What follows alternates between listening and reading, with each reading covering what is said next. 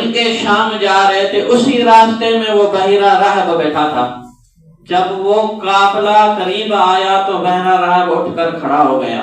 جب بالکل قریب آیا تو حضور صلی اللہ علیہ وسلم کے ہاتھوں کو اپنے ہاتھوں میں لیا اور ابو طالب کو کہنے لگا کہ یہ وہ شہزادہ ہے، پوری دنیا کا سلطان بنے گا، رب نے اس کے صدقے ساری کائنات بنائی ہے، یہ اللہ کا نبی ہے۔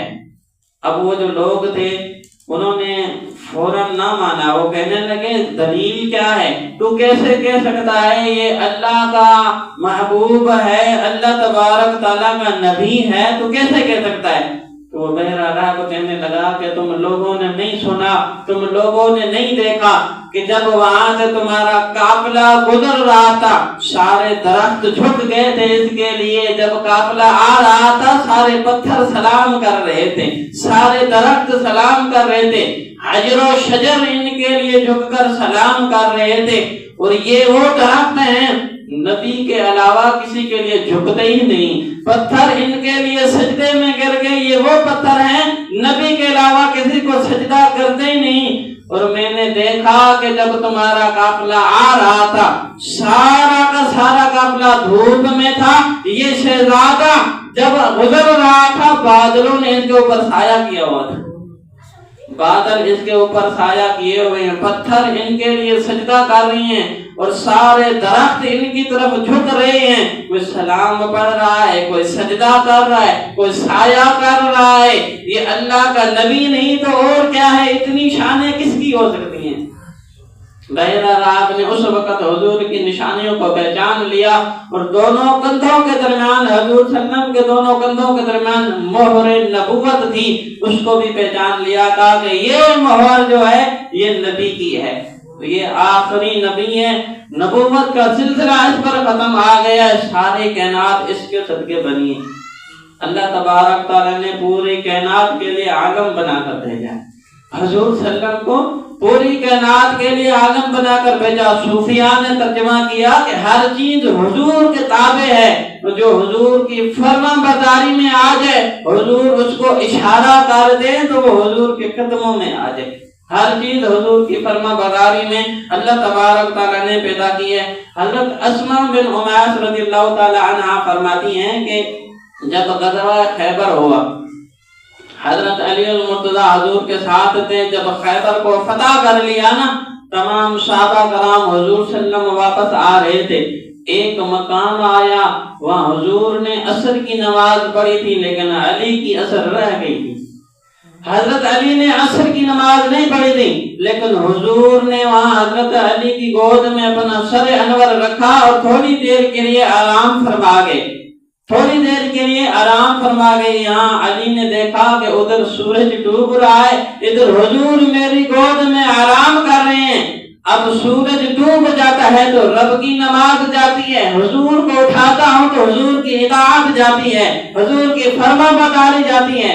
اب حضرت علی پریشان تھے، کبھی سورج کی طرف دیکھتے ہیں تو کبھی حضور کی طرف دیکھتے ہیں، بالکل حضور کو انہوں نے جگایا نہیں، یہ اپنے دل میں بات ذہن نشین کر لی کہ حضور کی اطاعت ہی تو اللہ کی اطاعت ہے، جو حضور کی اطاعت ہی کرتا ہے وہی تو اللہ کی فرما برداری کرتا ہے۔ تو حضرت علی نے فرمایا میں حضور کی اطاعت میں ہی ہوں، تو یہی رب کی اطاعت ہے، سورج ڈوبتا ہے تو ڈوب جائے۔ جب سورج ڈوب گیا نا، یہ وہ علی تھے نماز کے ساتھ ان کو محبت تھی، آنکھوں میں آنسو آ گئے، وہی آنسو حضور کے چہرے انور پر جیسے گرے، حضور صلی اللہ علیہ وسلم حضرت علی کی گود میں آرام فرما رہے تھے۔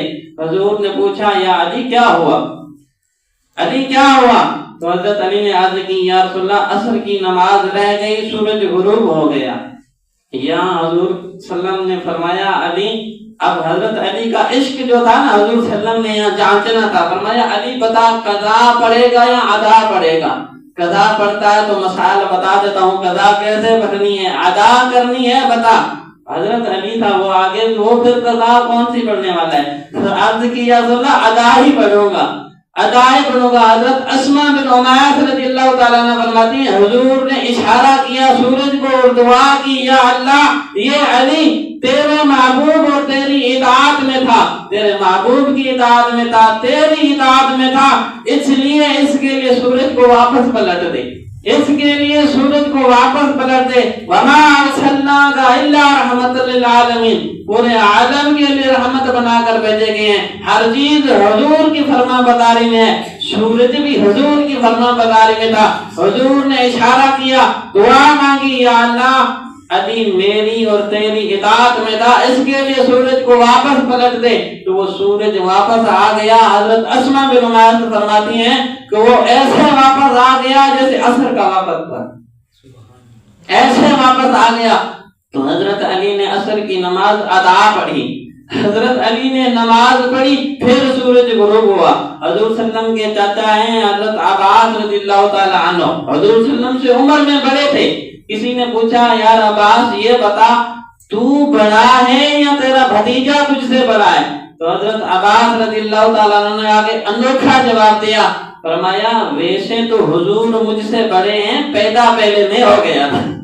ویسے تو حضور مجھ سے بڑے ہیں، پیدا پہلے میں ہو گیا تھا۔ حضور کی خدمت میں آتے کہتے ہیں یا رسول اللہ آپ کا بچپن تھا جب، اس وقت میں نے دیکھا جناب ابو طالب کے گھر میں آپ تھے، اس وقت پنکھوڑے کے اندر تھے، میں دیکھ رہا تھا آپ اشارہ کر رہے تھے انگلیوں کا، اور وہ چاند جھوم رہا تھا، جس طرف اشارہ کرتے تھے چاند ادھر جا رہا تھا، آپ کے ساتھ جیسے کہ کھیل رہے ہو آپ ان کے ساتھ۔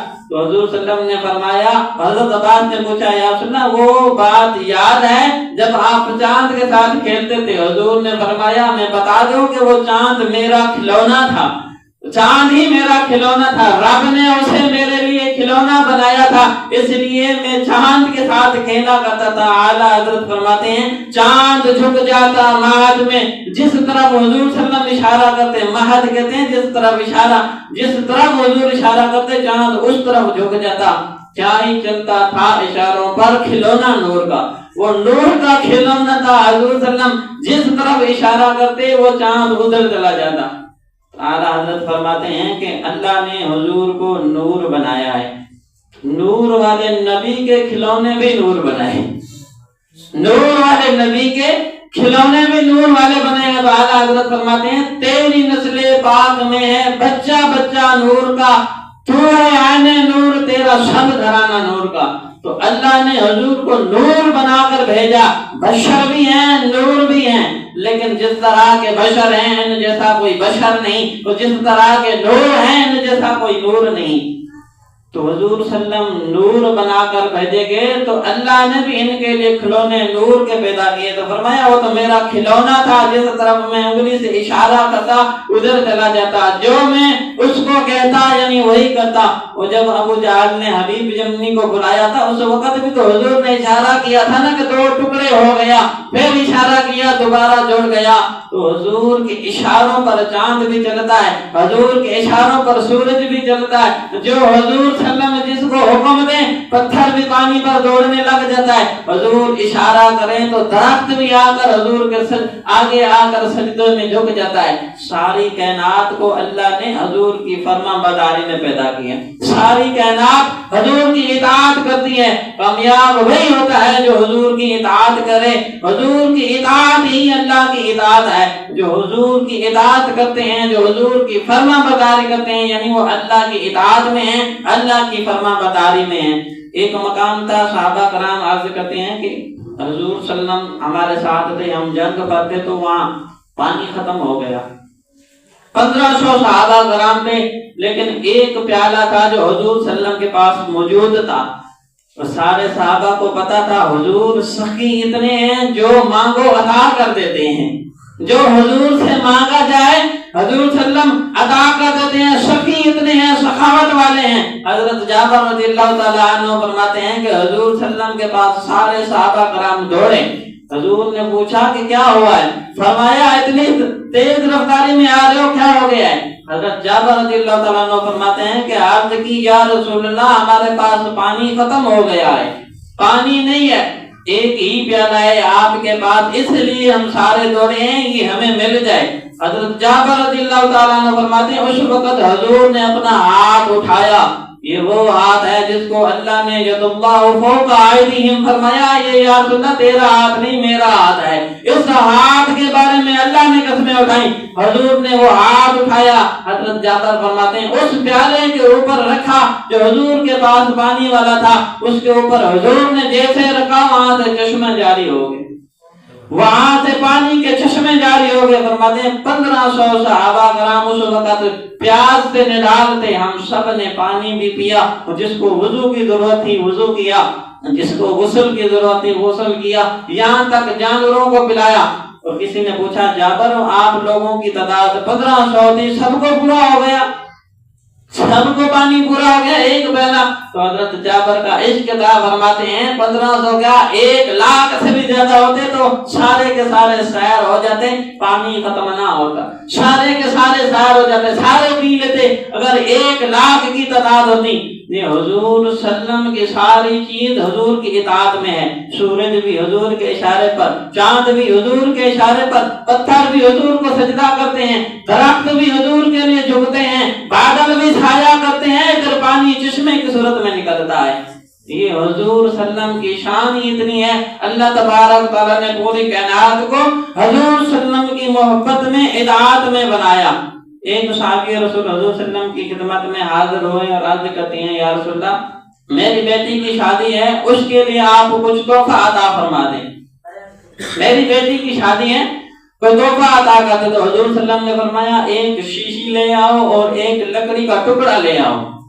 تو جب وہ شیشی لے آیا تو حضور صلی اللہ علیہ وسلم نے اس لکڑی کے ٹکڑے کو اپنے بازو پر مارا اور جو پسینہ تھا اس شیشی میں بھر دیا. فرمایا یہ پسینہ لے جا, جس وقت تمہاری بیٹی کی رخصتی ہو اس وقت یہ اسے لگا دینا.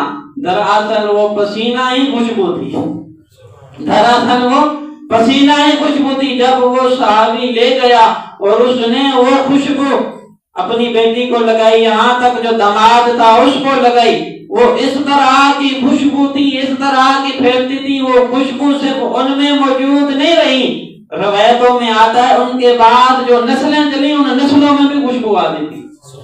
ان کی جن کی شادی ہوئی جس بیٹی کی, ان کی ہاں جو نسلیں ہوئی اولاد ہوئی, سب میں خوشبوئیں آتی تھی حضور کے پسینے کی. صحابہ کرام نے اس گھر کا نام بھی بیت المطیبین رکھ دیا کہ یہ خوشبوؤں والا گھر ہے, یہ خوشبوؤں والا گھر ہے. جو لوگ وہاں سے گزرتے تھے دور دور تک اس گھر سے خوشبوئیں آتی تھی حضور کے پسینے کی. اللہ تبارک تعالیٰ نے حضور کو کمال کا بنا کر بھیجا, ہر چیز ہی نرالی بنائی. جس طرح حضور کو بنایا اس طرح کسی کو بنایا نہیں.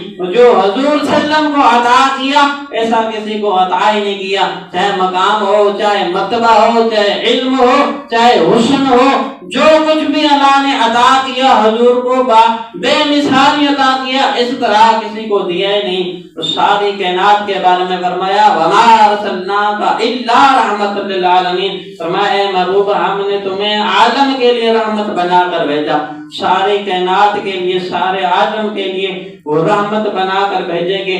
حضور نے فرمایا ہر نبی کو اللہ نے ایک دعا دی, جس نے پوری ساری دعائیں ہر ایک حاجت اللہ نے ہر نبی کو دی. ان نبیوں نے اپنی حاجتیں دنیا میں مانگ لی, لیکن میں نے اپنی حاجت کو آخرت کے لیے مؤخر کر دیا. اور یہ میری حاجت تھی یا اللہ کل قیامت کے دن میری امت کی مغفرت کر دینا. اللہ نے جو مجھے حاجت دی, جو اللہ تبارک تعالیٰ نے جو مجھے دعا دی تھی کہ تیری دعا ہر قبول ہوگی, فرمایا میں نے آخرت کے لیے مؤخر کر دی. تو حضور صلی اللہ علیہ وسلم جب پیدا ہوئے تو اس وقت بھی امت کو یاد کیا, جب مکہ میں آئے تو امت کو یاد کیا, مدینہ میں آئے تو امت کو یاد کیا, سفر میں حجر میں امت کو یاد کیا, مصلی پر آئے تو امت کو یاد کیا, یہاں تک وہ دعا بھی مؤخر کرتی یا اللہ میری امت کی مغفرت کر دینا. حضور کو اتنی اس امت سے محبت ہے, اللہ نے فرمایا کنتم خیر امت اخرجت للناس, فرمایا تم سب سے بہترین امت ہو. حضور کو اپنی امت سے اتنی محبت ہے, اللہ نے حضور کی امت کو سب سے بہترین امت بنا دیا. یہ سارا کا سارا صدقہ حضور کا ہے. جو حضور کی اطاعت کرے گا وہی کامیاب ہوگا۔ دراصل حضور کی اطاعت ہی اللہ کی اطاعت ہے۔ اللہ تبارک تعالی ہمیں حضور کی اطاعت فرما برداری کرنے کی توفیق عطا فرمائے۔ حضور صلی اللہ علیہ وسلم نے جو ہمیں شریعت سکھائی اس پر عمل کرنے کی توفیق عطا فرمائے۔ ہمیں آخرت کی فکر کرنے کی توفیق عطا فرمائے۔ اللہ تبارک تعالی ہمیں 5 وقت کی نماز پڑھنے کی توفیق عطا فرمائے۔ بیان میں جو غلطیاں ہوئی اپنے فضل و کرم سے معاف فرمائے۔ وما علینا الا